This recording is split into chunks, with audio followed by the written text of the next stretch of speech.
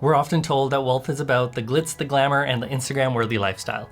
But how many times have you seen the person in the Lamborghini only to find out that they rented it? Or the person who you saw a photo of them on a private jet only to find out that the photo was actually in a photo booth? And yet you might think that to be rich is about having all these things, but in reality, it's looking poor that is important, and here's why. Looking poor actually simplifies your life. So there was a French philosopher who termed the phrase the Diderot effect, where essentially, so there was a man who received a luxurious robe, probably a Burberry scarf or the equivalent. And so he got this, and everything else that he owned started to look mediocre. So he slowly replaced all his items. So he had shirts that were probably H&M or the equivalent of H&M back in the day, and he replaced it for like $500 Gucci shirts. And then he had an office chair, and he's like, this chair isn't as nice. I need a $2,000 Herman Miller chair. And he slowly goes about replacing all his items, eventually leading him to severe debt. And this is the problem that we face today, where so many individuals fall into the same trap of trying to keep up with the latest trends and status symbols. And it's so easy to fall into, probably why this whole term even got phrased in the first place. And it happened to me. So we got a car a few years ago, and so we got this new car. It was actually the first car we had in many years. And now I'm like, well, we got a new car. Now I need some new clothes to go with it. I wanted these like really nice fancy sneakers. And then I was like, thankfully, put a pause on that and didn't end up getting them, but it's so easy to fall into that trap. And then have you considered the cost of looking rich? Looking rich has never been easier in today's economy, with how easy it is to get debt, installment loans, buy now, pay later options. And while it might seem like it makes sense to take advantage of these, it can actually cause a very precarious financial situation, because eventually you get to a stage where you can't take on any more debt and you're basically living paycheck to paycheck.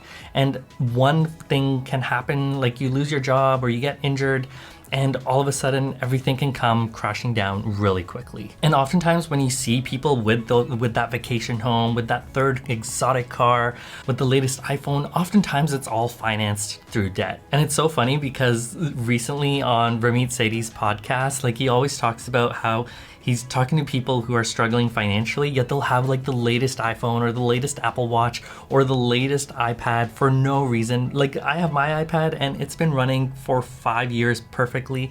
I actually almost fell into the same temptation where the latest one came out and it was like the thinnest and the fastest. I was like, wow, this is so cool.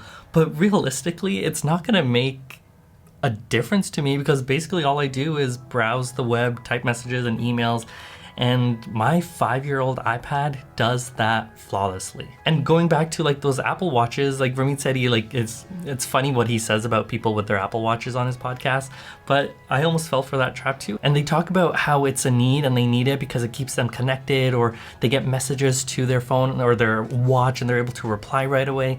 And they make it sound like it's a need, but when it's really not, especially when you're in debt and you have other financial obligations. And this is why it's so easy to fall into that trap of looking rich, which just makes your life more complicated. And I actually did get an Apple Watch a few years back, and I used to use it quite often to like track my workouts, see how many calories I burned, make sure I'm getting all my my rings closed. But I stopped using it because it almost felt like the gamification of getting that workout in almost made it less exciting. And I was doing it more, it seemed like, to close that ring to get that dopamine hit, instead of actually doing it for the benefits of like enjoying working out. And I think that's like what I'm working towards. And the ideal life is one where you don't have an Apple Watch to tell you that you need to go work out, but you incorporate working out into your everyday life. So if you're thinking about getting that latest iPhone or watch when it comes out, especially for the holiday season, really think about, do you really need it, or are you just getting swayed by Apple's marketing team? And they are world class, so if you do fall for it, I get it. But still try not to. Really think about if it's a need or want and go from there. Don't let your life get overcomplicated with all these gadgets. Imagine that you're trying to go somewhere, but you're stuck in the same spot. That's what the hedonic treadmill theory is all about. It essentially states that regardless of life's ups and downs, you'll eventually get back to the baseline happiness that you have. So take, for example, let's say you buy a new car and you're really excited and you have it for a few months.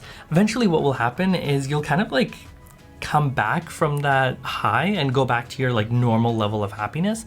And then that car just becomes like, oh, it's just a regular car, and you kind of get used to it. It's like those people who get a really fancy car and then now they need another like even more expensive car to get really excited about.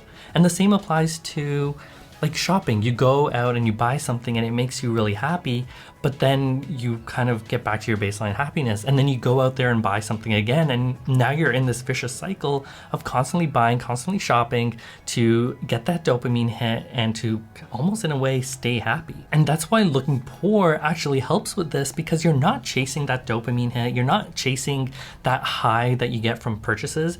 Instead, you're focused on looking poor and you're not worried about making purchases for the wrong reasons. Which leads me to people think that to have a wealthy lifestyle is about having an Insta-worthy lifestyle where you're staying at the best hotels, you're eating at the best restaurants, and you're constantly traveling. But that's not true. True wealth is actually about peace. Having peace with the money that you do have, having peace with your financial future, and knowing that you have enough and that you are on track financially. And for me, true wealth has become about having slow mornings, whether that's going to a coffee shop in the morning, going for yoga in the morning. I find that is really what brings me the most happiness, instead of having this Insta-worthy lifestyle where you're traveling all the time or eating at the best restaurant. And besides, you can't be on vacation all the time. And so having financial peace is what I really think the goal should be. For example, how many people want to be like Elon Musk, the modern day Iron Man? People think he has so much money and he's out doing so many cool things, but does he really have financial peace? Like, think about it. He has so much money and he's always stressed because he's constantly doing new things, whether it's investing in his businesses, starting new ones, or doing dumb things like buying Twitter.